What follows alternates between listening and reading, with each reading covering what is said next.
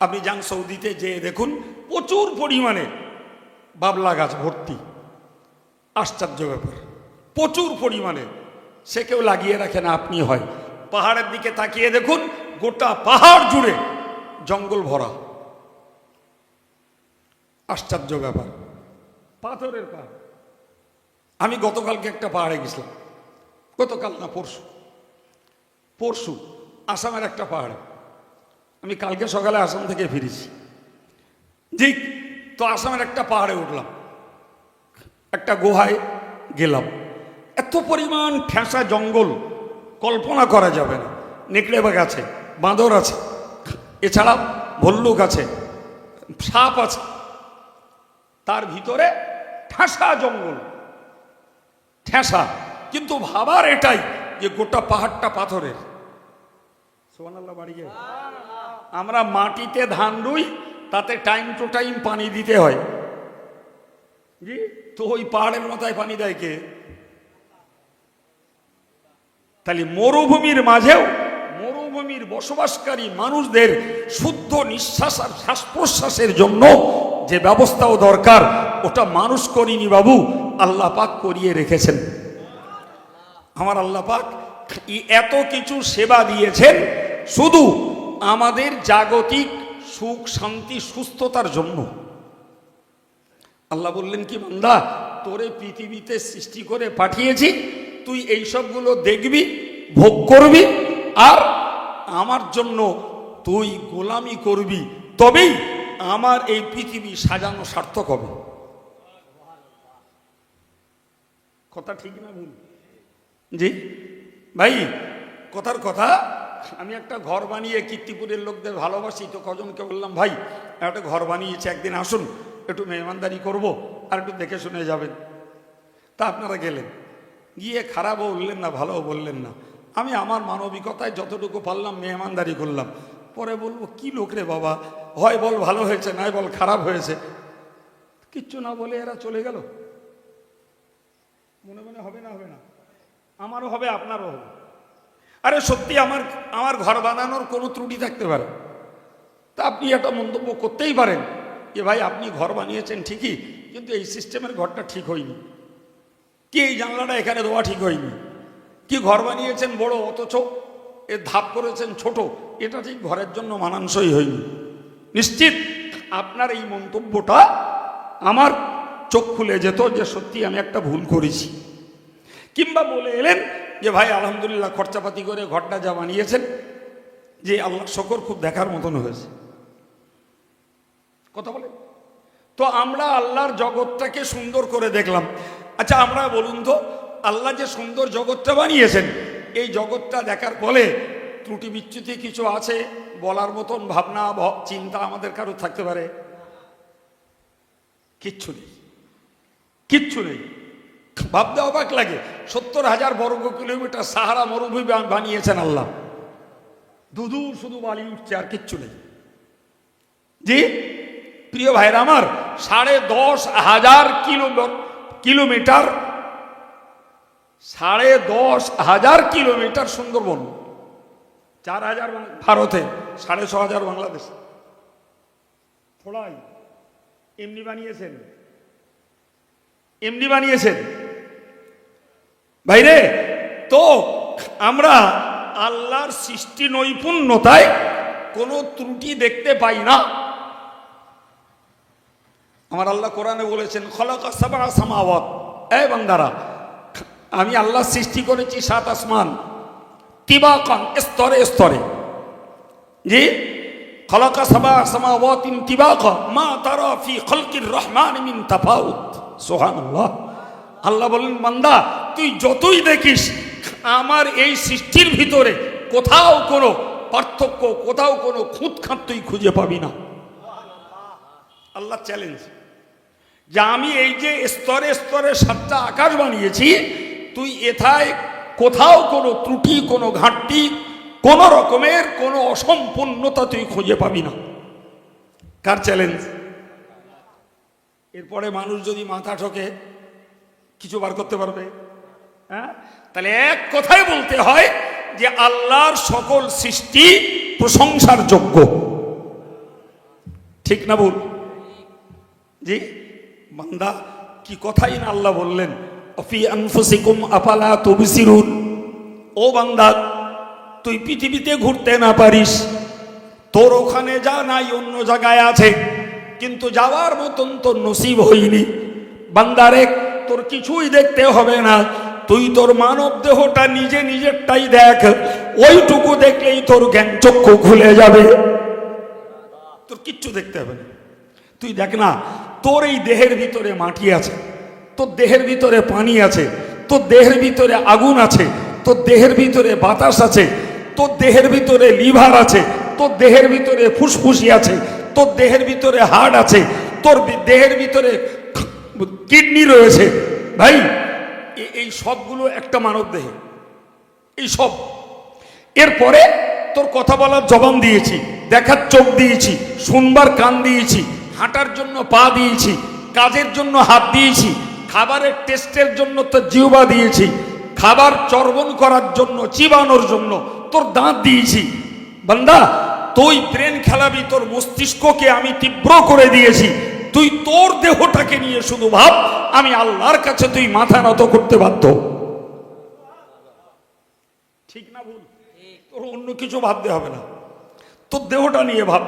তোর পৃথিবীর কোথাও যাওয়ার সময় নাই, পয়সা নাই, তোর যেতে হবে না বান্দা। তুই তোর নিজের দেহটা দেখ। জি, তোর যে দেহটাকে আমি বানিয়েছি, অফি আনফুসিকুম, আমি আল্লাহর কুদরতের নিদর্শন তোর মধ্যে রয়েছে, আফালা তুবসিরুন, তুই কি দেখতে পাস না বান্দা? তুই কি দেখতে পাস না? তোর হেদায়েতের জন্য এত কিছু কেন করতে হবে? এত কিছু কেন করতে হবে? তুই তো বান্দা একটা কথা ভাবলেই তোর চোখ খুলে যেত।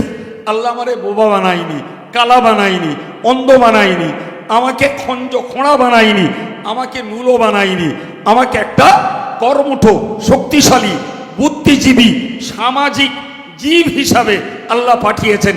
ভাই, এর দাম মানুষ দিয়েছে না দেওয়ার ক্ষমতা আছে? হ্যাঁ, জানদিন সারা পৃথিবীর হাই হাই ল্যাবরেটরি তৈরি হয়েছে। ল্যাবরেটরিতে জানতো যে আমার হাড়টায় ঘুম ধরেছে, এটা ভালো করে দাও, আমার লিভারটায় পচানা ধরেছে, এটা ভালো করে দাও, আমার কিডনির ছেকনিটা নষ্ট হয়ে গেছে, সোজা করে দাও, বলে দেবে ডায়ালিসিস করো। দুদিন পরে খাটিয়ায় উঠতে হবে। বলেন বলেন জি ভাই, ভালো করে বুঝুন, মেন্টাল ডাক্তারগুলো বছরের পর বছর ধরে মেন্টালের পেশেন্টের ট্রিটমেন্ট করছে, সুস্থ হয় না, পাগলামি বন্ধ হয় না। জি, আর জন্ম থেকে আজ অবধি আমরা সুস্থ বুদ্ধি নিয়ে বেঁচে আছি। এর জন্য আল্লাহর এই অফুরন্ত নিয়ামতের কি দাম দিলে মানুষ? কিচ্ছু দিয়েছে? হ্যাঁ, কিচ্ছু দেয়নি ভাই, কিচ্ছু দেয়নি। প্রিয় ভাইরা আমার, তো আমি আপনাকে বলতে বলতে এই জায়গাটায় এসেছি যে আমাদেরকে মনে রাখতে হবে, আল্লাহ পাঠিয়েছেন বান্দা, তোর জন্য আমার এত অবদান, তোর কাছে আমার দাবি, তুই আমার গোলামিটা করিস, আমার কথাটা মেনে চলিস, আমার কথার অবাধ্য তুই হোস না। তোকে ভালোবেসে যত্ন করে আমি আল্লাহ তোর কাছে তোর জন্য এত কিছু দিলাম, আমার দাবি তুই আমার গোলামিটা করিস, এটাই তোর কাছে আমার দাবি, আর কিচ্ছু দাবি নেই, আর কিচ্ছু দাবি নেই। এবং তোকে আমার এই গোলামিটা করতে হবে। আমার আল্লাহ বলেছেন, ও আবুদ রব্বাকা হাত্তা ইয়াতিয়াকাল ইয়াকিন। বান্দা শোন না, তো তোরা ইচ্ছা মতন যে কোনো কাজ কিছুদিন করে বন্ধ দিতে পারিস, বাদ দিতে পারিস, একদম সত্যি। আগে চাষ করতাম, এখন ব্যবসা করা শুরু করেছি, চাষ বন্ধ করে দিচ্ছি। আগে কথার কথা জন খাটতাম, আল্লাহ দুটো পয়সা দিয়েছে, এখন জন খাটা বাদ দিয়ে একটা দোকান করেছি। কথা বলেন, একটা লোক আগে রাজনীতি করত, 2-10 বছর রাজনীতি করেছে, সে বেচারা রাজনীতি ছেড়ে টেড়ে দিয়ে এখন আপনি পেলেন সাধারণ ব্যক্তির মতন চলছে। কথা বলে, তাহলে আমরা পৃথিবীতে যে কাজটা আমরা ভালো বুঝে করি, প্রত্যেকটা মানুষকে খেয়াল করে দেখবেন, হয়তো একটা পিরিয়ড করে আর এক পিরিয়ডে বাদ দিয়ে আর একটা কাজ করে। ঠিক বলছি না ভুল বলছি? হ্যাঁ, ঠিক বলছি বাবু? এটা যদি ঠিক হয় তাহলে এই জায়গাটা খেয়াল করে এবার একটা কথা বুঝুন ভাই। ধরে নেন যারা নামাজি মানুষ 20 বছর নামাজ পড়ছে, দাড়ি রেখেছে, 20 বছর হয়ে গেছে, জি। তো এই যে ধর্মের কাজটা আমরা 10 বছর, 20 বছর, 30 বছর ধরে এক একজন ভাই, এক একজন মা বোন করছি। আমার আল্লাহ বললেন, বান্দা তোর কাজটা তুই কিছুদিন করে বাদ দিয়ে পাল্টে আর এক কাজ করতে পারিস, কিন্তু আমার গোলামিটাই ছাড় বাদশাদ দেওয়ার কোনো সুযোগ নেই, বরং তোর মরণ আসা পর্যন্ত আমার গোলামিটা তোর করে যাওয়া লাগবে। এর কোনো ফাঁক ফোকর নেই।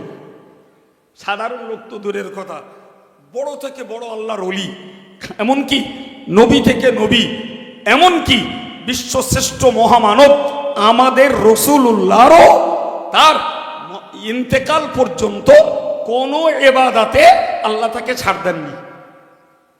তাহলে এরপরে আমরা ছাড় পাই বাবা? এখন যদি কোনো পীর সাহেব বলে যে আমি পীর হয়ে গেছি, আমার আর নামাজ কালাম পড়তে হবে না, তাহলে ও পীর না শয়তান? ও তো পীর না, ও তো শয়তান।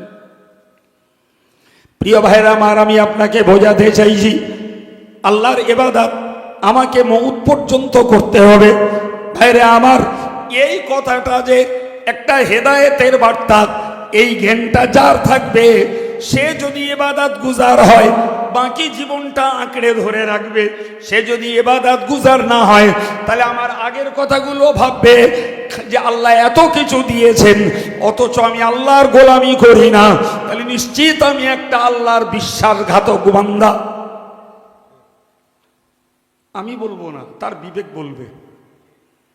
তার বিবেক বলবে যে আমি আল্লাহর বিশ্বাসঘাতক বান্দা, আল্লাহর এত কিছু নিয়ামত ভোগ করলাম অথচ আল্লাহর গুণ গাইলাম না, আল্লাহর প্রশংসা করলাম না, তাহলে এর থেকেও চরম বিশ্বাসঘাতকতা আর কি থাকতে পারে? এ কথাটা তার নিজস্ব বিবেকে আসবে। প্রিয় ভাইরা আমার, তো আমি আপনাকে আজকের কথা বলতে বলতে শুরু করে এই জায়গা থেকে শুরু করেছি যে হেদায়েত মালিক আল্লাহ, কিন্তু হেদায়েত হতে গেলে বলেন ইচ্ছাটা কার করতে হবে? আমাদের। নিয়তটা কাকে করতে হবে? আমাদের করতে হবে। কথা বোঝাতে পারছি ভাই আমার? খুব সহজ কথায় বুঝুন, এই হেদায়েত শব্দটার দুটো মানে। কটা মানে বাবা? সবাই মিলে বলেন কটা মানে? দুটো মানে।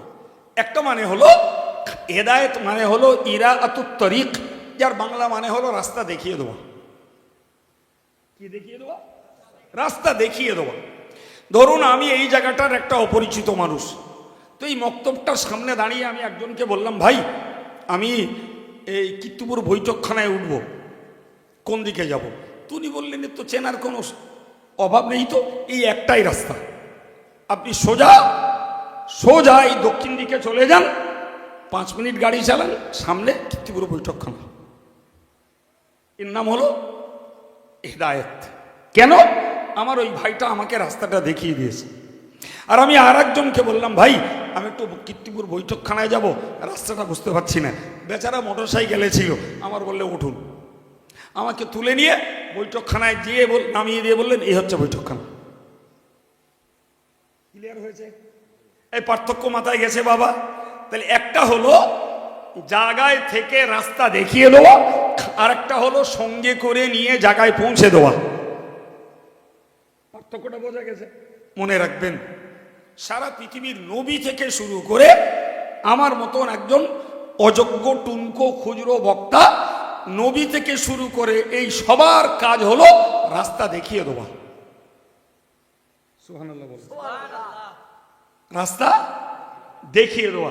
আর একমাত্র শুধুমাত্র কেবলমাত্র আল্লাহর কাজ হলো কোন বান্দার প্রতি খাস রহমত করে তাকে একদম জান্নাতে পৌঁছে দেওয়া।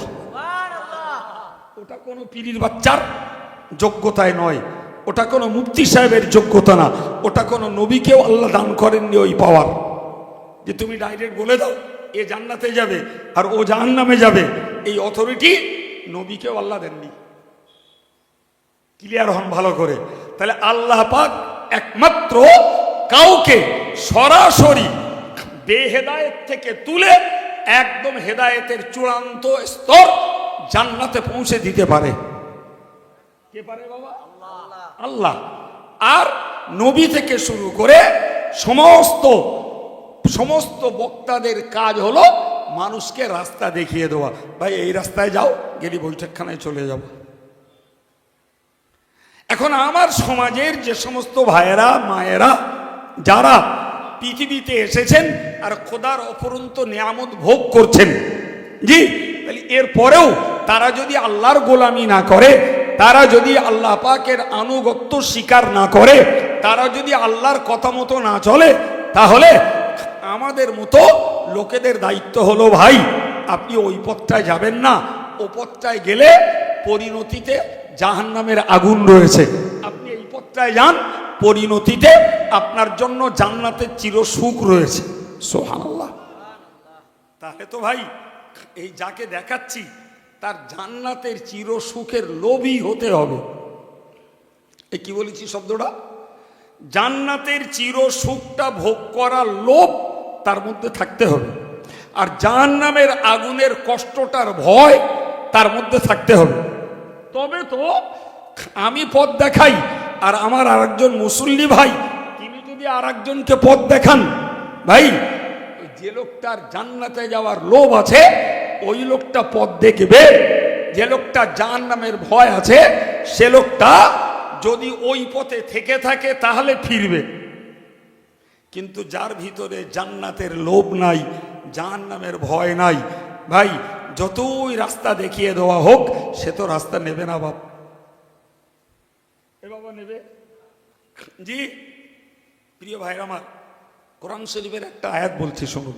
কোরআন শরীফে আল্লাহ বলেছেন, তাতাজাফা জুনুবুহুম আনিল মাদাজিই ইয়াদউনা রাব্বাহুম খাওফান ওয়া তামআ। আমার আল্লাহ বললেন, আমার একদল বান্দা বান্দি রয়েছে যারা রাতের বেলা আরাম করে, আবার একটা সময় বিছানা ছেড়ে উঠে পড়ে। সুবহানাল্লাহ। রাতের ঘুমায়। আমার নবী বলেছেন, ওয়া ইন্না আলাইকা লিজাসাদিকা ওয়া ইন্না লিজাসাদিকা আলাইকা হাক্কুন। নবী বলেছেন, ও আমার উম্মতের দল, তোমার এই দেহটারও একটা হক আছে, সারাদিন খাটাবে না। না, তুমি নিজের দেহের প্রতি অত্যাচার করো না, একে আরাম করতে দাও, একে ঘুমাতে দাও। তোমার খাটনির পরে ওই ঘুম তোমার নতুন শক্তি যোগাবে। কিন্তু আল্লাহ বললেন, আমার একদল বান্দাবান্দি রয়েছে তারা রাতের বেলা বিশ্রাম করে, ঘুমায়, আবার এক সময় ওঠে। উঠে কি করে? ইয়াদউনা রাব্বাহুম খাওফান ওয়া তামআ। তারা আমি আল্লাহর কাছে একদিকে জাহান্নামের আযাবের ভয়ে দোয়া করে, আর একদিকে আরেকদল লোক জান্নাতের লোভে দোয়া করে। সুবহানাল্লাহ বলেন। জি, তাহলে আমার আল্লাহ নিজে বলছেন যে আমার একদল বান্দাবান্দি রাতের বেলা ঘুমের বিছানা ছেড়ে তারা ওঠে আর আমার কাছে দোয়া চাই, যে জাহান্নামের ভয়ে আর জান্নাতের লোভে। আচ্ছা ভাই, আমি ওই কথাটা যদি একটু সহজ করে বোঝাই, যে রাতের বেলা আমার ঘুম ভাঙে না, আমি উঠতে পারি না, ফলে রাত্রি উঠে দোয়া করা আমার দ্বারা হয় না। ও বাবা, আপনি যতক্ষণ জেগেছিলেন তো এই রাতের কাজটা তো জাগ্রত সময়ে করলে হতো, কিন্তু ওইটাও তো অনেক মুসলমান করে না। বলেন বলেন। ওইটাও অনেক মুসলমান করে না, যে আমি রাতের বেলা উঠে জাহান্নামের ভয়ে আল্লাহর কাছে দোয়া চাইব আর জান্নাতের লোভে আল্লাহর কাছে দোয়া চাইব, এটা আমার দ্বারাই হচ্ছে না, তো অন্তত পক্ষে দিনে আমার জাগ্রত পিরিয়ডে ওই কাজটা একটু করি।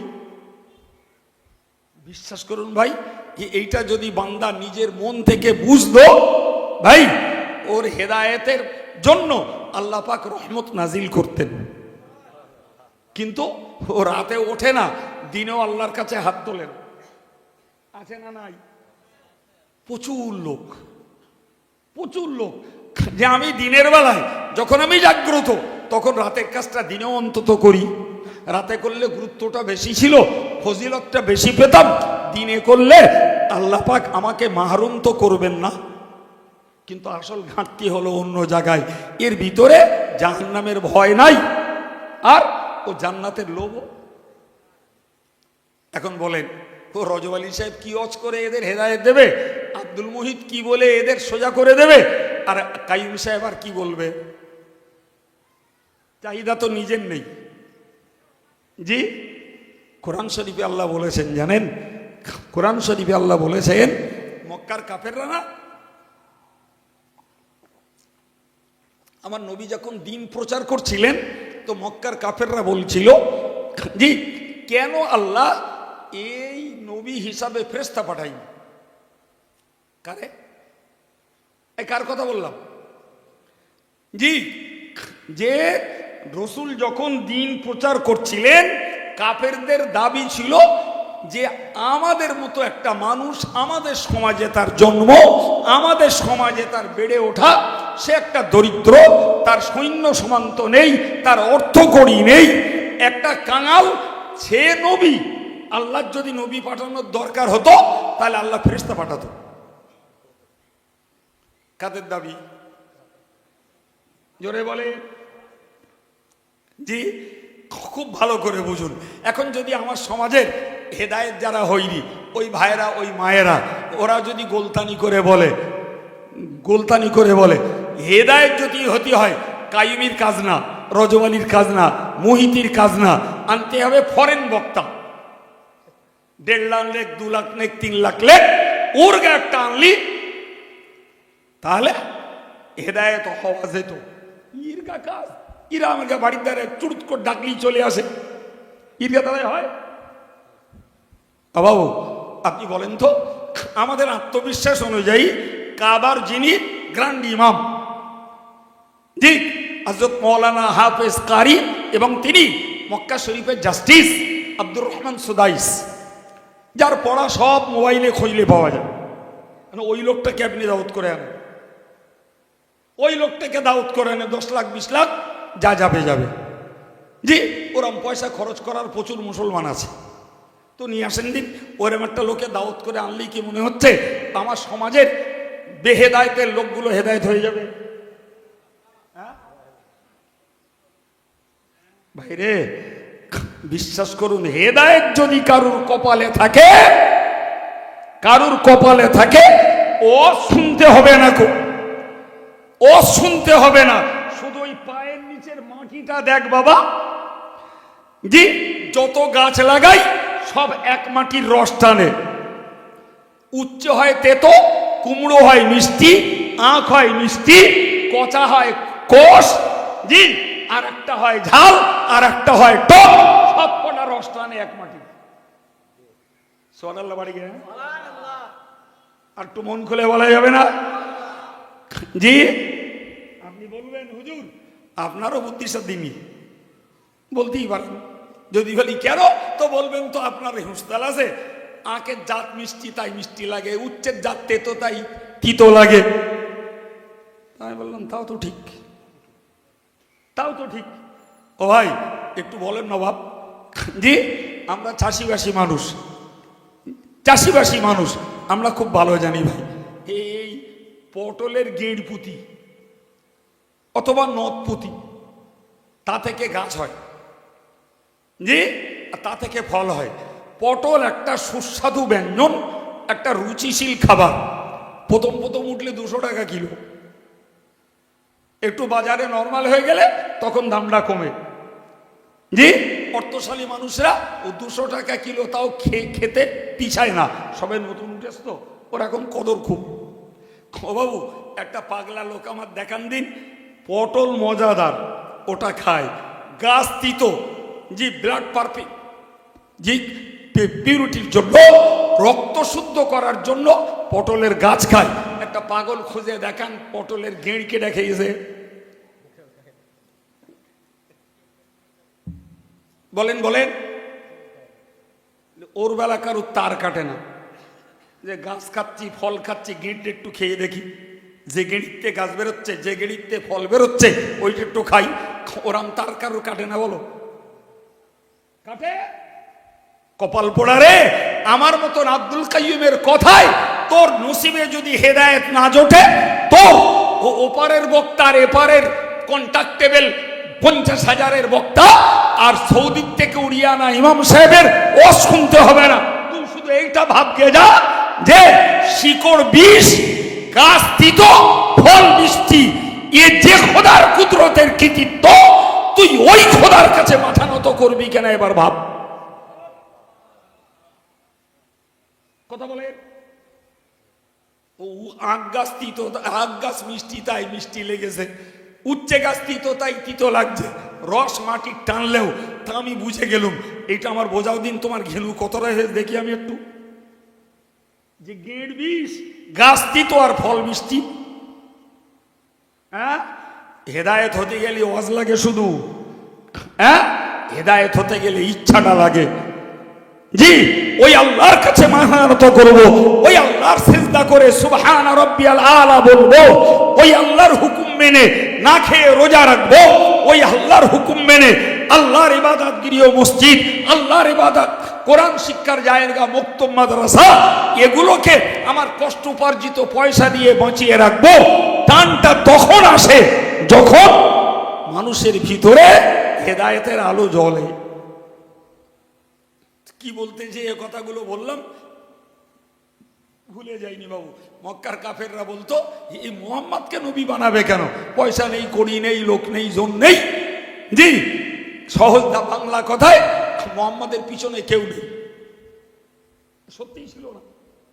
এই ছিল বাবা, ছিল না। ফলে এনার কথায় কেন আমরা হেদায়েত হব, কেন আমরা কুফরি বাদ দিয়ে ইমানে আসব, কেন আমরা শিরক বাদ দিয়ে তৌহিদে আসব, কেন আমরা বেদাত বাদ দিয়ে সুন্নতে আসব? যদি ফেরেশতা এসে বলতো তাহলে নাই মানা যেত। কথা মিলিয়ে দিয়েছি। এই হ্যাঁ বলেন জি, তোর ঘটনাটি আব্দুল কাইমের ওয়াজ কি শুনবে রে? যদি অন্তত আরবের দিকটা একটা আনতো, বাংলাদেশের একটা ধরে আনতো, ইন্টারন্যাশনাল মুফাসসিরে কোরআন, তাইলে নাই শুনে বুঝে হেদায়েত হতো। ভাইরে, যে হেদায়েত হবে না তার ছুঁতোর শেষ নেই। সম্মানিত ভাইরা আমার, আমার নবীর মনটা খারাপ হলো যে এরা হেদায়েত হবে না, ফলে এরা দাবি করছে ফেরেশতা। নবীর যেন মন চাইছিল আল্লাহ আমায় পাঠিয়েছেন, যদি সঙ্গে ফেরেশতা দিতেন তাহলে এই অবুঝ লোকগুলো ফেরেশতার টানে হয়তো এরা হেদায়েত হতো। আমার আল্লাহ বললেন, শোনো নবী, তুমি তো বাস্তবটা দেখছো, আর ভবিষ্যৎটা আমি জানি। ভবিষ্যৎটা কে জানে? আল্লাহ জানেন। আমার আল্লাহ বললেন, ওয়ালাউ আন্নানা নাযালনা ইলাইহিমুল মালাইকাতা, ও নবী শোনো, আমি আল্লাহ যদি নাজিল করতাম তোমার জায়গায় ফেরেশতা, কিংবা তোমাকে রেখে দিয়েও ফেরেশতা যদি পাঠিয়ে দিতাম, এক। দু নম্বর, শুধু ফেরেশতা পাঠানো নয়, ওয়াকাল্লামাহুমুল মাউতা, এই যারা বলছে এদের পূর্বপুরুষদের যদি জীবন্ত করে তুলে ওদের সঙ্গে কথা বলাতাম। সুবহানাল্লাহ, আমার আল্লাহ কি না কথা বললেন, যে ফেরেশতা পাঠাবো, উপরন্তু ওদের পূর্বপুরুষ যারা মারা গেছে ওদের তুলে আমি এদের সঙ্গে কথা বলাবো। ব্যাপারটা সহজ না মারাত্মক? আমার আল্লাহর কাছে সহজ, আমাদের কল্পনার বাইরে, আমাদের কল্পনার বাইরে। প্রিয় ভাই আমার, 3 নম্বরে আল্লাহ বললেন, শুধু ওই না রে বান্দা, ওগো নবী, ওয়াহাশারনা আলাইহিম কুল্লা শাইইন কুবুলা, ও আমার নবী তুমি মনে রাখো, তাম পৃথিবীর সকল বস্তু সামগ্রী সব যদি ওদের সম্মুখে আমি জমা করে হাজির করে যদি দিতাম, সুবহানাল্লাহ, তাহলে যদি ফেরেশতা পাঠাতাম, ওদের মরা লোকগুলোর যদি জ্যান্ত করে ওদের সঙ্গে কথা বলিয়ে দিতাম, কিংবা সারা পৃথিবীর সকল বস্তু সামগ্রীকে ওদের সামনে যদি হাজির করে দিতাম, 3টে কথা বলার পরে আল্লাহ বললেন, নবীরে মা কানু লিউমিনু, এরপরে ওরা ঈমান আনতো না। যা, এক কথায় আল্লাহ একদম চূড়ান্ত কথা বলে দিলেন। ফেরেশতা পাঠিয়ে দিয়ে মরা লোককে জ্যান্ত করে কথা বলিয়ে দিয়ে এবং সমস্ত বস্তু জিনিস সব ওদের সামনে দিয়েও এরপরে যদি বলা হতো যে তোমরা আল্লাহর প্রতি ঈমান নিয়ে এসো, আল্লাহ তোমাদের জন্য এত কিছু করলেন, ওরা ঈমান আনতো না। ও ভাই, এবার বলেন, এটা আল্লাহ পাকের হেদায়েতের একটা প্রক্রিয়া, একটা পদ্ধতি, কিন্তু আল্লাহ ভবিষ্যৎটার কথা বলে দিলেন যে ওরা ঈমান আনবে না। ওরা ঈমান, আপনি কি মনে করছেন তাদের ছানাপোনা আজও বন্ধ আছে? আচ্ছা, কেউ যদি বলে যে আমি দরিদ্র বলে ঈমান আনতে পারিনি, গরিব মানুষ, আমি হেদায়েত হতে পারিনি, হেদায়েতের পথে চলতে পারিনি, আচ্ছা বলেন তো, নবী সাহাবীদের ভিতরে হাজার হাজার গরিব দরিদ্র ছিল না? ছিল না? এবং তারা এত দরিদ্রতার সঙ্গে জীবনযাপন করেও এক একজন হয়েছেন হেদায়েতের এক একটা আলো, যাকে আমি অনুসরণ করব, আপনি করবেন, তাদের দেখেই আমাদের জীবনটা হেদায়েতে ভরে যাবে, অথচ তারা দরিদ্র। আপনি যদি বলেন যে আমার দেশে ঘরে অনেক ধনী ধনী লোক আছে, অনেক ধনী ধনী লোক আছে, তাদের লক্ষ লক্ষ টাকা অপচয় হয়, লক্ষ লক্ষ টাকা পুলিশ তাদের কাছ থেকে কালেক্ট করে নেয়, লক্ষ লক্ষ টাকা রাজনীতির নেতাদের পিছনে ঘুষ দেওয়া হয়, লক্ষ লক্ষ টাকা ব্যবসায় মার যায়। জি, একটা কোরআনিয়া মক্তব চালাতি লাখ না কয়েক হাজার টাকা হলে একটা মক্তব ঘর বছরে চলে যায়। ভাই, এইটুকু কাজ করার পয়সা বেরোয় না, অথচ লক্ষ লক্ষ টাকা তাদের চলে যাচ্ছে ভিন্ন ভিন্ন কাজে। তার মানে কি, তাদের জীবনটা হেদায়েতের আলো জ্বলিনি। কথা বলে জি, হযরত আবু বকর সিদ্দিক রাদিয়াল্লাহু আনহু, হযরত ওমর ফারুক রাদিয়াল্লাহু আনহু, এনারা ওই জমানার ব্যবসায়ী ছিলেন, ওই জমানার। তো বলা যাক আবু বকর সিদ্দিক রাদিয়াল্লাহু আনহু ব্যক্তিগত একজন ধনী ব্যক্তি, হযরত ওমর ফারুক রাদিয়াল্লাহু আনহু তিনি একজন ধনী ব্যক্তি। তো তাবুক যুদ্ধের সময় রাসূলুল্লাহ যখন যুদ্ধ হবে রোম সাম্রাজ্যের বিরুদ্ধে, একদিকে নবী সাহাবীর সংখ্যা মাত্র 30,000, আর রোম সাম্রাজ্যের সেনার সংখ্যা 2 লক্ষ। বাবা, কিছু হিসাব করছেন? 2 লক্ষের মোকাবেলায় 30,000 মানে জি 1:7, মানে একজন মুসলমান তো 7টা ইহুদি খ্রিস্টান। একজন মোকাবেলা করবে কজনের? 3 × 7 = 21, 210। ওদের সংখ্যা 2 লাখ, আমার নবীর সেনার সংখ্যা কত বাবা? আমার নবী ঘোষণা দিলেন, এই যুদ্ধে যার শরীর সুস্থ আছে, যানবাহন উট ঘোড়া কিছু আছে এবং টাকা আছে, তাকে নিজেকে যেতে হবে, উট ঘোড়া দিতে হবে, টাকা দিতে হবে। যার শরীর সুস্থ নাই, তার যানবাহন থাকলে দিতে হবে, টাকা থাকলে দিতে হবে। যার শরীর সুস্থ নাই, যানবাহন নাই, পয়সা আছে, তাকে পয়সা দিতে হবে। যার নিছক শরীর সুস্থ নাই, তার ছাড়, বাকি আর কারো ছাড় নাই। এই করে করে রাসূলুল্লাহ সেনা পেলেন 30,000। তো রাসূল যখন দান চাইলেন, হযরত ওমর রাদিয়াল্লাহু আনহু বলছেন, আমার এই তবুক যুদ্ধের সময় মনে হলো যতবার দান চায় রাসূলুল্লাহ, ততবার হযরত আবু বকর জিতে যায়, ততবার জিতে যায়। তো আমি নিজে নিজে মনে করলাম যে আজকের আমি জিতবই, কাউকে না বলে নিজের মনে মনে সংকল্প করে বাড়ি গেছেন। এনে তিনি রাসূলুল্লাহর কাছে তার দেয়ার সম্পদ দান করলেন। হযরত আবু বকর বাড়ি গেলেন, তার দেয়ার সম্পদ দান করলেন। রাসূলুল্লাহ বললেন, ওমর, তোমার সম্পত্তির কতটা দিয়েছো? কতটা দিয়েছো? তো হুজুর, আমার যা সম্পদ আল্লাহ দিয়েছেন, এই তাবুক যুদ্ধে ইসলামের পক্ষে আমি তার অর্ধেকটা দান করলাম। তাহলে অর্ধেকটা দান মানে বিরাট বড় দান, বিরাট বড় দান। জি, আবু বকর এলেন, রাসূল বললেন, আবু বকর তুমি কতটা দিয়েছো? বললে, হুজুর, আমার ঘরে শুধু আল্লাহর রাসূলকে রেখে এসেছি, বাকি সব এনে দিয়েছি। বাবু, তাই বড় লোক হলেই দান করা যায় না, ওর জন্য মন লাগে। আবু বকর যে বললেন আমার বাড়ি আল্লাহর রসুলকে রেখে এসছি, দ্যাট মিনস আমার বাড়ি আছে কোরআন আর নবীর সুন্নাত, আর কিচ্ছু নাই, আর কিচ্ছু নাই। ভাইরে, হেদায়েতের আলো যার নসিবে জোটে সে ধনী হলেও ইবাদতে ঘাটতি করে না। হেদায়েতের আলো যার নসিবে জোটে সে বেলালের মতো বিক্রি হওয়া গোলাম হলেও সে আল্লাহর মুহাব্বতকে ছেড়ে দেয় না। দরকার তো হেদায়েতের আলো কপালে জ্বলা, ঠিক কিনা বলেন? জি, আমার আল্লাহ একটা আয়াতে বলেছেন, লাউশা আল্লাহু লাহাদাকুম আজমাইন। আমার আল্লাহ বলেছেন আমি আল্লাহ যদি চাইতাম তাম পৃথিবীর মানুষকে আমি আল্লাহ একসঙ্গে হেদায়েত করে দিতাম। চিল্লে বলে, আর একটু চিল্লে বলে, আমি আল্লাহ যদি ইচ্ছা করতাম তাম পৃথিবীর মানুষকে একসঙ্গে সবাইকে হেদায়েত দিতাম। কিন্তু আমি আল্লাহ চাই না একটাই কারণে, বান্দা তোর জ্ঞান দিয়েছি, তোর বুঝ দিয়েছি, দেখার চোখ দিয়েছি, ভাববার মতো হৃদয় দিয়েছি, ভাবনা চিন্তার মতো মস্তিষ্ক দিয়েছি, তুই হেদায়েত হবি কিনা বান্দা নিজে নিজে ভাব। আমি আমার পক্ষ থেকে করে দেবো না, তুই নিজে নিজে ভাব। জি প্রিয় ভাই, কারুর যদি তোষামত করে খোসামত করে করে করে করে করে করে নামাজে নিয়ে যাওয়া হয়, খোসামত বন্ধ, নামাজ বন্ধ, এতে কিছু বলে না কেন? ঠিক না ভুল?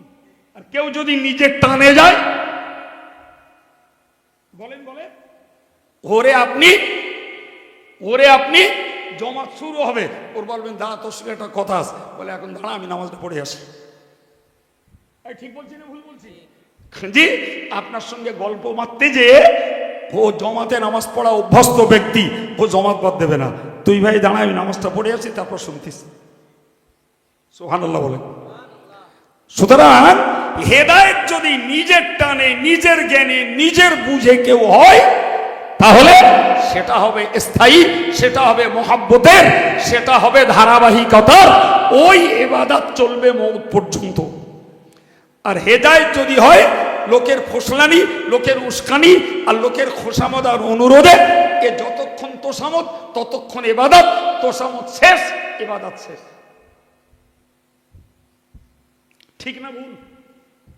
ভাই এই জন্য আমি আমার আলোচনায় বলেছি যে হেদায়েত আল্লাহ কাউকে জোর করে করে না, হেদায়েত হওয়ার ইচ্ছাটা বান্দাকে করতে হয়।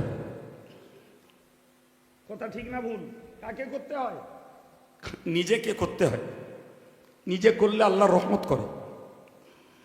সম্মানিত ভাইরা আমার, তো আমি আপনাদেরকে বোঝালাম যাদের নসিবে হেদায়েত নেই, আমার আল্লাহ বললেন ফেরেশতা পাঠাবো, মরা লোককে জ্যান্ত করে তুলে কথা বলাবো এবং সমস্ত বস্তু সামগ্রী ওদের সামনে হাজির করে দেবো, তারপরে ওরা হেদায়েত হবে না।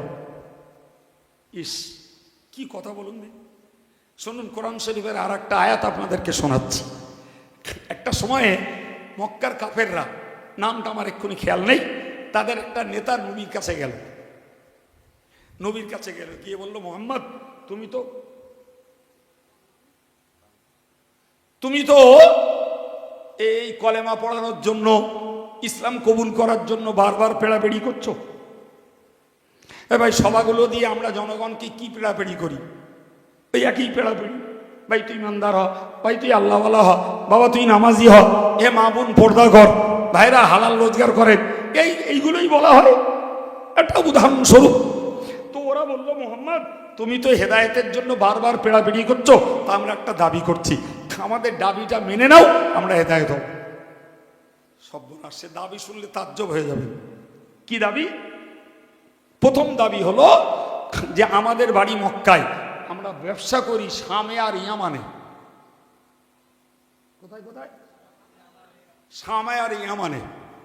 জি, তো আমাদের একটা দাবি হলো যে আমাদের এই পথে যাতায়াত করতে যত পাহাড় রয়েছে, এই পাহাড়গুলো সব তুলে দিতে হবে। আচ্ছা বলেন দিন, বেয়াদবি, ধৃষ্টতা একটা সীমা থাকে। আমার নবীরে বলছে কি করতে হবে? বলেন বলেন, পাহাড় তুলে দিতে হবে, পাহাড় তুলে দিতে হবে। নাম্বার 2, আর একটা কাজ করো, এই ইয়ামান থেকে এখান থেকে শাম কম বেশি 1 মাসের রাস্তা, ইয়ামানও ওই রকম। তো এই দূরত্বটা কমিয়ে আমাদের রাস্তাটা শর্ট করে দিতে হবে। ভাবতে পারতেছেন কিছু? আর একটা কি করতে দেবো কোত্থেকে? তুই হেদায়েত বোঝাও ভাই, না না। জি প্রিয় ভাই আমার, এত মারাত্মক কথা কোরআন শরীফে কাফেরদের ব্যাপারে আল্লাহ উল্লেখ করেছেন যে ওদের এই অবাস্তব দাবি, ওটাকেও যদি আমি বাস্তবে পরিণত করে দেই তারপরে ওরা ঈমান আনবে না।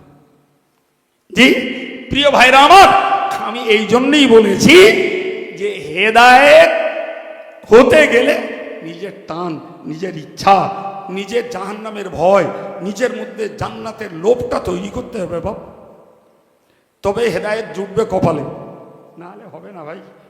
হওয়ার মতন পরিস্থিতি নেই। জি কিন্তু আমাদের ডিউটি আমাদের করতে হবে। আমরা আর কি খাটনি খাটছি বাপরে, আমাদের থেকে নবী হাজারো গুণে বেশি খেটেছেন এই জাতটাকে জাহান্নাম থেকে বাঁচানোর জন্য। হ্যাঁ না বলেন? আমার আল্লাহ নবীকে বললেন লাআল্লাকা বাখিউন নাফসাকা আল্লা ইয়াকুনু মুমিনিন, ও নবী তুমি মনে রাখো আমি আল্লাহ তোমায় জানিয়ে দিলাম, আমি তো দেখছি ওরা ঈমান আনছে না বলে তুমি ওদের পিছনে মেহনত দিয়ে দিয়ে নিজেই ক্ষতিগ্রস্ত হয়ে পড়ছো, নিজেই ক্লান্ত হয়ে পড়ছো, নিজেকে যেন তুমি ধ্বংস করে ফেলছো। আমার আল্লাহ নবীর দরদে কথা বললেন, নবী ওরা হেদায়েত হচ্ছে না বলে আমি দেখছি খেটে খেটে খেটে খেটে তুমি নিজেকে ধ্বংস করছো। ও নবী আমি তো এত দায়িত্ব তোমার দেইনি, তো এত দায়িত্ব দেইনি, শুধু দায়িত্ব দিয়েছিলাম যে বাল্লিগ মা উনজিলা ইলাইকা মির রাব্বিক, এইটুকু দায়িত্ব দিয়েছিলাম তোমাকে, যা আমি আল্লাহর পক্ষ থেকে যা কিছু তোমার কাছে অবতীর্ণ করেছি ওইটা তুমি মানুষের কাছে পৌঁছে দাও। সুবহানাল্লাহ বলে, তোমার দায়িত্ব পৌঁছে দাও। কথা বোঝা যায়নি? এই পৌঁছে দেওয়ার কাজটা তুমি করো, এর বেশি আম হয়। কিন্তু পৌঁছে দেওয়ার ঊর্ধ্বে তুমি বহু চেষ্টা করছো তোমার সম্প্রদায়ের লোকটাকে কুফরি থেকে, শিরক থেকে বাঁচিয়ে তাওহীদের রাস্তায়, ঈমানের রাস্তায় ফেরানোর জন্য। নবী এত দায়িত্ব আমি তোমায় দিই। শোনো নবী, তোমাকে একটা কথা বলি, বলে আমার আল্লাহ বললেন ইন্নাল্লাযীনা কাফারু সাওয়াউন আলাইহিম আনযারতাহুম আম লাম তুনযিরহুম লা ইউমিনুন। ইন্নাল্লাযীনা কাফারু সাওয়াউন আলাইহিম, নিশ্চয়ই যারা কাফের এদের মধ্যে একদল লোক রয়েছে, নবীরে ওদের কাছে তুমি হেদায়েতের বাণী শোনাও আর নাই শোনাও, ঈমান ওরা আনবে না। এই রে নবী যেন একদম চমকে উঠলেন। আচ্ছা ভবিষ্যতের মালিক কে বলিসি বাবা? তাহলে সেই আল্লাহ বলছেন নবী ওদের কাছে হেদায়েতের বাণী শোনাও আর নাই শোনাও, ঈমান ওরা। সর্বনাশ! এত বড় চূড়ান্ত ফয়সালা আল্লাহ পাক দিলেন একদল কাফেরের জন্য, সবার জন্য না, সবার জন্য না। বললেন তুমি হেদায়েতের বাণী শোনাও আর নাই শোনাও, ঈমান ওরা আনবে না। আমার আল্লাহ বললেন নবী শোনো, খতামাল্লাহু আলা কুলুবিহিম, আমি আল্লাহ ওদের অন্তরে সিল মেরে দিয়েছি, ও আলা সামিহিম, ওদের কানে সিল মেরে দিয়েছি, ও আলা আবসারিহিম, ওদের চোখেও পর্দা টানিয়ে দিয়েছি। এই তিনটে বলেছেন কেন বলেন তো? হাতের কথা বলিনি, পার কথা বলিনি, নাকের কথা বলিনি, জিবির কথা বলিনি, কি কি কথা বলেছে বাবা? আরেকবার মনে করুন, কলব, চোখ, তিনটে কথা। তার কারণ হলো এই তিনটি হেদায়েতের প্রধান অঙ্গ। মানুষ কানে শুনে শেখে না, আবার চোখে দেখলে বিশ্বাস করে, আবার কেউ অন্তরে অনুভব করে বিশ্বাস করে। সুবহানাল্লাহ বলেন। এটা কোরআনের সূক্ষ্ম তাফসীর যে আল্লাহ অন্য কোনো অঙ্গ বাদ দিয়ে এই তিনটির কথা কেন বললেন। তো কেউ শুনে হেদায়েত হয়, কেউ মানুষের দুর্দশা দেখে শুনেও হেদায়েত হয়, আবার কেউ বা অন্তরে উপলব্ধি করেও হেদায়েত হয়ে যায়। আল্লাহ বললেন, নবী ওই তিনটেই ওদের বন্ধ, ওরা হেদায়েত হবে না। নবী তখন বললেন, আল্লাহ ওরা যদি হেদায়েত নাই হয় তাহলে আমি কেন চেষ্টা করব? কথাটা যুক্তিসঙ্গত কথা। আপনি যখন জানেন আল্লাহ যে ওরা হেদায়েত হবে না, তাহলে আমি কেন চেষ্টা করতে যাব? নবীর কথাটা যুক্তি আছে না নাই? আমার আল্লাহ বললেন, নবীরে তুমি নিশ্চিত করে মনে রাখো, ওরা যে হেদায়েত হবে না এটা ভবিষ্যতের কথা আমি জানি, তুমি জানো না। ও জানি, কেটা জানে? তুমি তো জানো না। তোমার দায়িত্ব দিয়েছি হেদায়েতের বাণী ওদের কাছে ছড়িয়ে দেওয়ার জন্য। সুতরাং ওরা যে হেদায়েত হবে না এটা আমি জানি, তুমি যাতে করে কষ্ট করে করে হতাশ না হও তাই তোমাকে জানিয়ে দিলাম যে ওরা হেদায়েত হবে না। তুমি কবরের আযাব, জাহান্নামের আযাবের ভয় দেখাও আর নাই দেখাও। তো নবী বললেন, আল্লাহ ওরা যদি হেদায়েত নাই হয় তাহলে আমি কেন বলবো? আমার আল্লাহ বললেন, নবী তোমাকে এই জন্যই বলতে হবে, ডিউটিটা তোমার দিয়েছি। তুমি যদি বলা বন্ধ করো না তো কিয়ামতের দিনে ওরা যখন ধরা খাবে তখন এক কথায় তোমার ঘাড়ে দোষ চাপিয়ে দেবে। আল্লাহু আকবার। তোমার ঘাড়ে দোষ চাপিয়ে দিয়ে দিয়ে বলবে, আল্লাহ তোমার নবী আমাদেরকে হেদায়েতের কথা বলিনি, সেই জন্য আমরা হেদায়েত হইনি। এই কথাটা কিয়ামতের দিনে ওরা বলে তোমাকে দায়ী করে আমার কাছে ছাড় পাওয়ার সুযোগ না পায়, তারই জন্য হেদায়েত হোক আর না হোক, যতদিন তোমায় রেখেছি ততদিন তোমার বলে যাওয়া লাগবে। সুবহানাল্লাহ বলে। কথার কথা কীর্তিপুরে কথা বলছি বলে কীর্তিপুরের কথাই বলছি। ভাই, কীর্তিপুরের একদল পুরুষ আর একদল মহিলা, এরা ধরুন এদের নসিবে আল্লাহ হেদায়েত রাখিনি, ধরে নেন, ধরে নেন এদের নসিবে আল্লাহ হেদায়েত রাখিনি। এখন যারা সভা দেয়, যারা সভা দেয়, চাঁদাপাতি দেয়, বক্তাদেরকে এনে সভা করায়, আর সত্যকারের হেদায়েতমূলক কথা যে বক্তারা বলে এইগুলো যদি বন্ধ করে দেওয়া হয়, যারা ধার্মিক ইনশাল্লাহ এরা ধর্ম আমলে থেকে যাবে।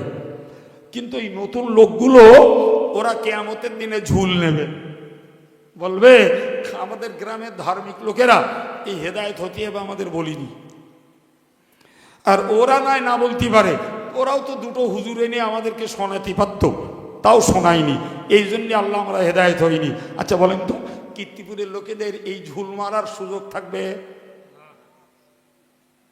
থাকবে? ও রাস্তা বন্ধ। হ্যাঁ, নামি দামি কোম্পানির বক্তা ঢুকছে, জি, কারুর 20, কারুর 30, কারুর 40, কারুর 50। বিপিএল বক্তা তো সুন্নতুল জামাতের, এরা সব বিপিএল, আর বাকি যা ঢোকে প্রায় এপিএল বক্তা। এই দেখ, আমি যেন গল্প করতেছি, এই সত্যি না মিথ্যা বলছি? হ্যাঁ প্রিয় ভাইরা আমার, এর পরেও যদি হেদায়েত নসিবে না জোটে, জি, তাহলে বুঝতে হবে যে ভবিষ্যতের মালিক আল্লাহ তোমার কপালে মোহর লাগিয়েছে, তোমার কলবে, তোমার কানে, তোমার চোখে মোহর লাগিয়েছে। এখন তোমার উপায় কি তুমি ভাবো। যাই হোক, বলতে বলতে এত দূর এসছি, এবার একবার মনে করিয়ে দিচ্ছি যে আপনাদের অনেকের হয়তো ভুল হয়ে গেছে, এবার মনে করিয়ে দিলে ইনশাল্লাহ মনে থাকবে। হেদায়েত মানে বলেছিলাম আরবিতে বলে ইরাআতুত তরিক, আর বাংলায় বলেছি রাস্তা দেখানো। সেই মনে আছে? বলিলাম যে বৈঠকখানায় যাব, বলে এই রাস্তায় চলে যান, রাস্তা দেখিয়ে দিল। এবার যাওয়া না যাওয়া বাবা তোমার ব্যাপার, ঠিক না ভুল?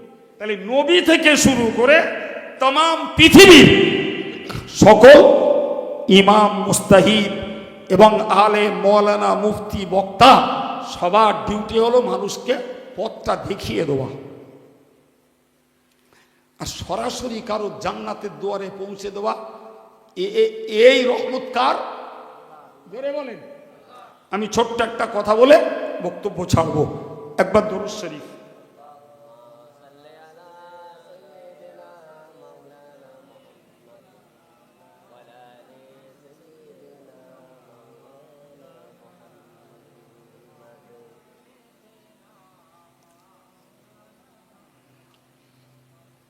শুনুন, কখনো নাম শুনেছেন বললে মনে পড়বে। ইতিহাস বিখ্যাত একজন আল্লাহর ওলির নাম হলো পীর বিশির হাফি। কি নাম বলেছি? পীর বিশির হাফি।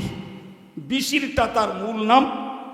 এই আগে পীর আর পরে হাফি, এই দুটো শব্দ জুড়েছে তার জীবন আল্লাহর পথে ফেরার পরে। সুবহানাল্লাহ। জি, তো বিশির ছিল তার জীবনের একটা পাড় মাতাল। তার মানে 24 ঘন্টার একটা মুহূর্ত সে পুরো সুস্থ থাকতো না, কিছু না কিছু মদের ঘোর তার থাকতো। তার হেদায়েতের একটা ওসিলা বুঝুন। দেশের কোনো হুজুর, কোনো পীর, কোনো মৌলানা কারুর তার কপালে ঝিকির। একদিন ওই মাতলামি অবস্থায় চলতে চলতে দেখে একটা ছোট্ট চিরকুটি পড়ে আছে। ও বেচারা তুলেছে, তুলে দেখছে জি তাতে আল্লাহর নাম আছে। কি আছে? আরবিতে লেখা একটা আল্লাহর নাম, ধরুন বিসমিল্লাহির রহমানির রহিম, এইটুকু।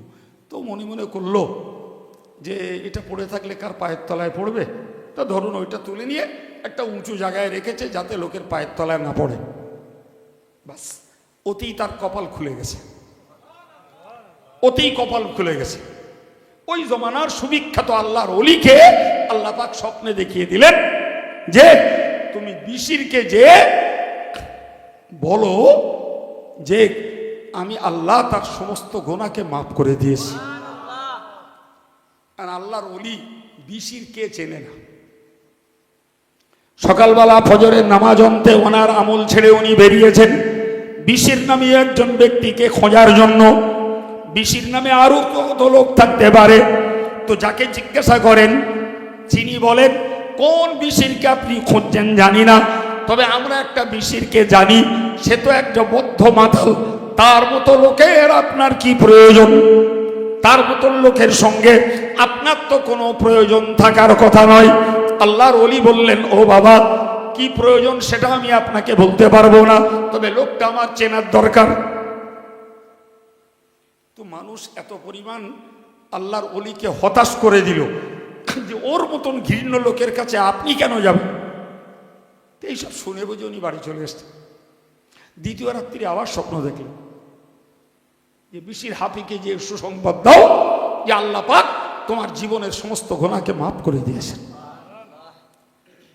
ভাই, উনি দ্বিতীয় দিন স্বপ্ন দেখে আরো উৎসাহিত হলেন। পরদিন আবার বেরোলেন। একইভাবে মানুষ তাকে বাধা দিল যে এত বড় জঘন্য, ঘৃণ্য এবং অসামাজিক লোকের সঙ্গে আপনার মতো আল্লাহওয়ালার সম্পর্ক থাকা উচিত নয়, আপনি কেন যাবেন তার কাছে? লোকটা আবার আল্লাহর ওলি আবার ফিরে এলেন। তৃতীয় রাত্রিতে স্বপ্ন দেখলেন। উনি পরদিন একদম বদ্ধ নিয়ত করে বললেন যে সকল লোক বাধা দিলেও কোথায় তার মদের ডেরা, তার মদের আসর কোথায়, আমার যাওয়াই লাগবে। সকল মানুষের বাধা বিপত্তি উনি উপেক্ষা করে বিশিরের মদের আসরে পৌঁছে গেলেন। তখনও বিশির মদের ডেরায় চুর হয়ে আসে। উনি বাইরে যেয়ে বললেন, ভাই, এখানে বিশির বলে কোনো লোক আছে? জি। তো বিশিরকে বলা হলো একজন লোক তোমাকে খোঁজ করছে। তো মাতালদের যেরকম হাল, কথা এড়িয়ে যায়, পা ঠিক পড়ে না, ওই অবস্থায় হুজুরের সামনে এসে হাজির। হুজুর বললেন যে ভাই, তোমার নাম বিশির? তো এরকম জ্ঞানলানা হালে বলল, হ্যাঁ। বলে, তোমার জন্য সুসংবাদ, আল্লাহ পাক তোমার গুনাহকে মাফ করে দিয়েছে।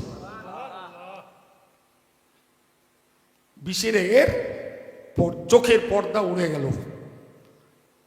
চোখের পর্দা উঠে গেল, মাতালের নেশা যেন কেটে গেল।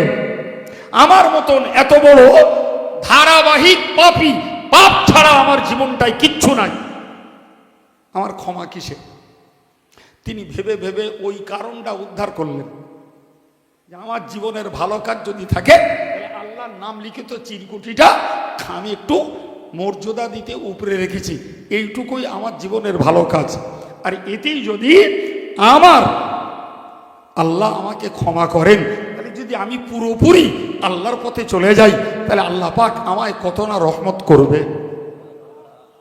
বাস, দুনিয়ার কোনো হুজুরি রজ লাগেনি বাপ। কোন কালে কিভাবে তার এইটুকু মনে হয়েছে এটা আরবি লিখিত আল্লাহর নাম, এটার মর্যাদা দেওয়া দরকার। বাস, হেদায়েত আর বিশির ওই যে মদের ডেরা থেকে বেরোয় এলো, জীবনে আর মদের ডেরায় আর যায়নি। আল্লাহর এত বড় ইবাদত গুজার, এত বড় আল্লাহওয়ালা, এত বড় দিনদার পরেশগার হয়ে গেলেন এবং তার জীবনের রোমাঞ্চকর ঘটনা হলো, ভাইরা আমার, কোরআন শরীফ খুলে তিনি দেখেছিলেন আমার আল্লাহ কোরআন শরীফকে বলেছেন, আলাম নাজআলিল আরদা মিহাদা, ও বান্দা তোরা বল না আমি আল্লাহ কি তোদের জন্য জমিনটাকে বিছানার মতো করে বিছিয়ে দেইনি? জমিনটাকে বিছানা বানিয়েছি। আমার কাছে বিছানা নাই, আমার কাছে কার্পেট নাই, আমার কাছে বেড কভার নাই, আমার কাছে গলিচা নাই, কিচ্ছু নাই। মাটির উপরে শুয়ে থাকলেও ঘুমন্ত ব্যক্তির ঘুম ধরে যাবে। যায় না, যায় না। কত মেটো খাটা কষ্ট করা লোকগুলো গাছতলা পেলে একটু শুয়ে পড়ে। বলেন বাবা, বলেন। হ্যাঁ, তো আল্লাহ বলেছেন, এ বান্দা আমি কি জমিনটাকে বিছানার মতো করে বিছিয়ে দেইনি বান্দা?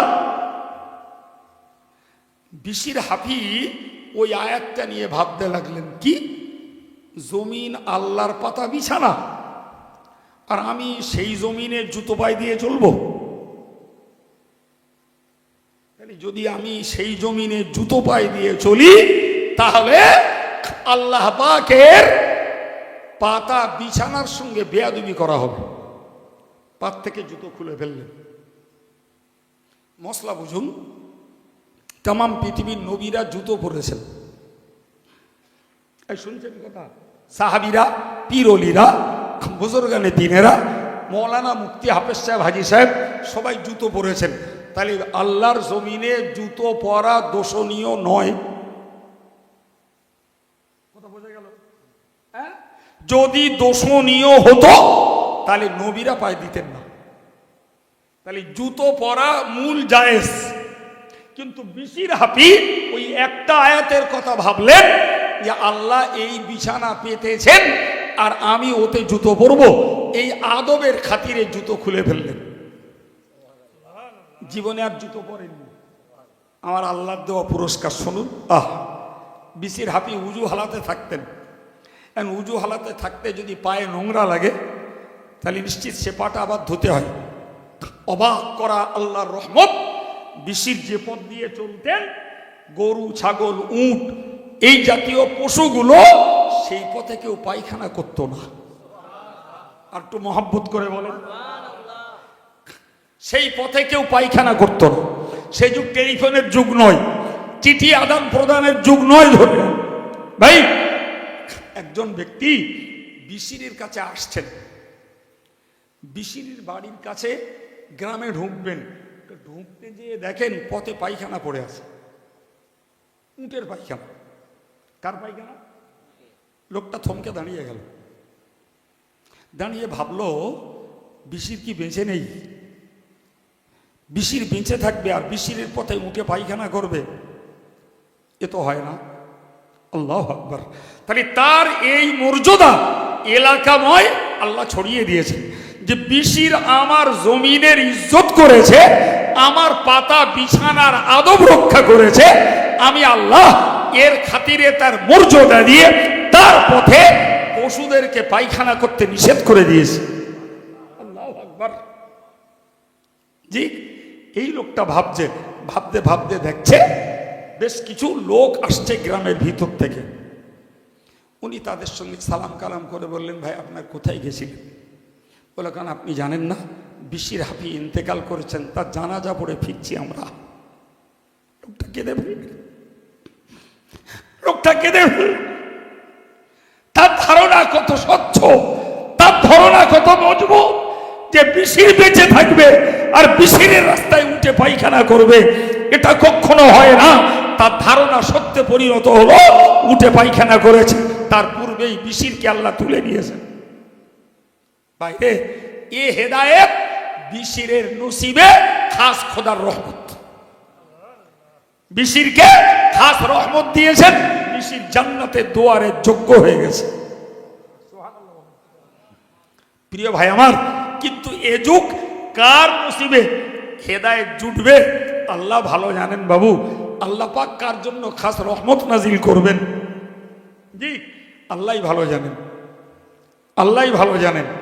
ভাই আমি এই এলাকার একটা লোককে জানি, অনেক দিন আগে, অন্তত কম বেশি 20 বছর আগে, আমার নিজের মনে নেই ওই লোকটার গল্প।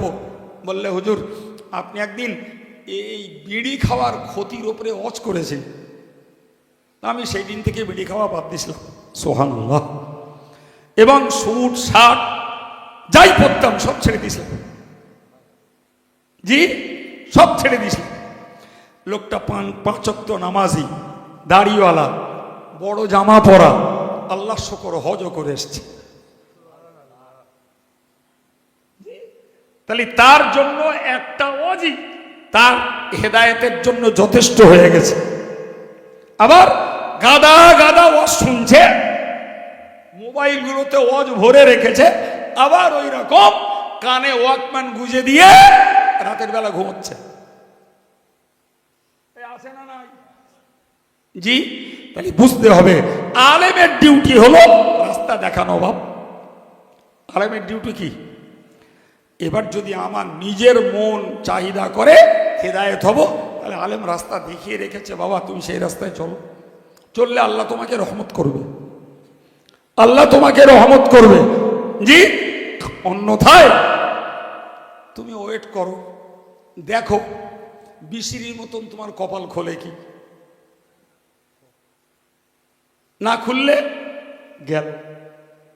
আর ওটা খোলা তো কোরআন হাদিসের কোনো নিয়ম নয়, ওটা তো স্পেশালি আল্লাহর রহমত। ওটা কি স্পেশালি আল্লাহর রহমত। ওটা কার জন্য হবে? জগতের কোনো আলেমের বলার ক্ষমতা নাই। আল্লাহর দয়া কার জন্য খুলে যাবে ওটা একমাত্র আল্লাহর অধীনে, পৃথিবীর কোন আলেমের সাবজেক্ট ওটা নয় বাপ। আলেমের সাবজেক্ট হলো মানুষকে রাস্তা দেখিয়ে দেওয়া। সম্মানিত ভাইরা আমার, তো আমি শুরু থেকে এ পর্যন্ত আজকে আমার নসিবে এসব ওয়াজ করব মুখস্থ করে করে সাজিয়ে গুছিয়ে উঠিনি বাবু। আল্লাহ যা ইচ্ছা করেছেন অধমকে দিয়ে তাই বলিয়েছেন। যদি ফুলফিল কথাগুলো আপনারা গোড়া থেকে এ পর্যন্ত যারা শুনেছেন, নিশ্চিত আমরা বলতে বাধ্য যে আমাদের হেদায়েতের মতো একটা মন তৈরি করার কিছু কথা আব্দুল কাইয়ুমের দ্বারা আল্লাহ শুনিয়েছেন। ঠিক না বলুন? জি প্রিয় ভাইরা আমার, এরপরে আমাদের দোয়া ছাড়া আর রাস্তা নেই। আল্লাহ যারা হেদায়েতে রয়েছে তুমি তাদের কায়েম রাখো। আল্লাহ যাদের এখনো হেদায়েত হয়নি, আল্লাহ দোয়া চাইছি তুমি তাদের হেদায়েত দান করো। এছাড়া আমাদের বলার কিছু আছে? জি, রাস্তাও দেখাচ্ছি এবং সঙ্গে তাদের হেদায়েতের জন্য আল্লাহর কাছে দোয়া চাইছি। এটাই একজন ইমানদার ভাইয়ের কর্তব্য। সম্মানিত ভাইরা আমার, আল্লাহ আমাদেরকে মরণের কথা ভেবে দুনিয়ার জীবনটা চালাবার তৌফিক দান, বলুন আমিন।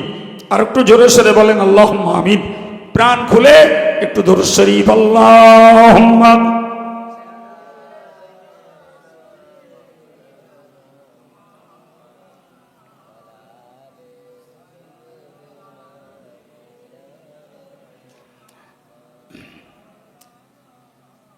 সম্মানিত ভাইরা আমার, এই সভাটি এখানকার একটা মুক্তবকে লক্ষ্য করে হয়ে থাকে।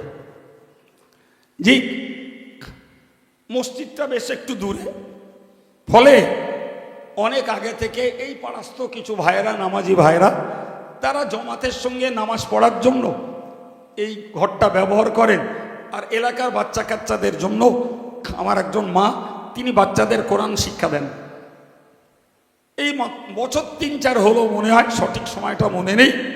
আমি কীর্তিপুর ওই মসজিদে প্রতি বাংলা মাসের প্রথম মঙ্গলবারে জিকিরের মজলিস করি, ভাইরা করান।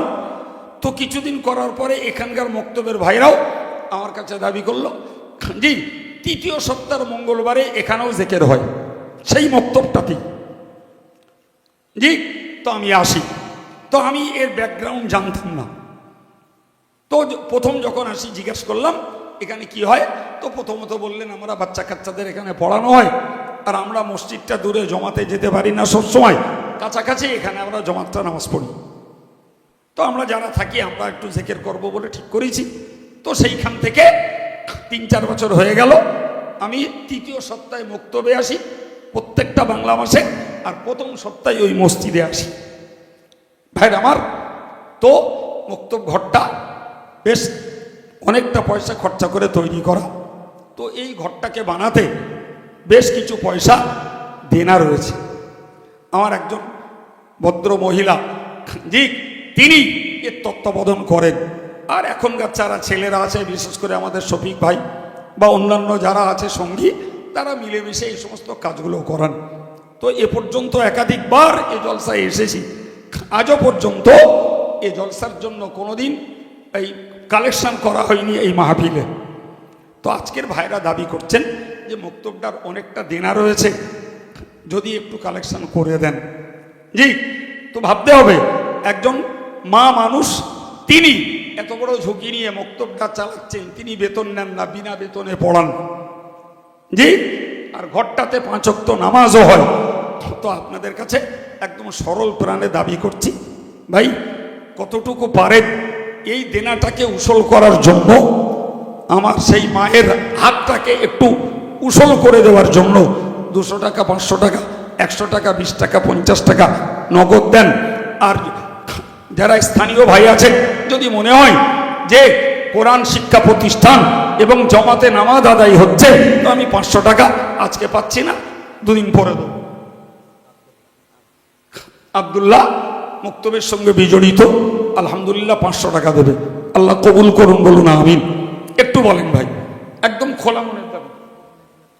মাশাআল্লাহ, একজন নাম প্রকাশে অনিচ্ছুক, তিনি 1000 টাকা দেবেন। আল্লাহ কবুল করুন, বলুন আমিন। একটু বলেন বাবা, একদম খোলা দাবি করেছি। 20 টাকা দেওয়ার ক্ষমতা থাকলেও নগদ দেন, এক্ষুনি পয়সা নেই, পরে কিছু দিয়ে এই মক্তবের ঋণটাকে, কোরআন শিক্ষা প্রতিষ্ঠানটাকে, নামাজ ঘরটাকে ঋণ মুক্ত করব। এখানে যারা বিজড়িত তারা যথেষ্ট দেয় বাবা। জি।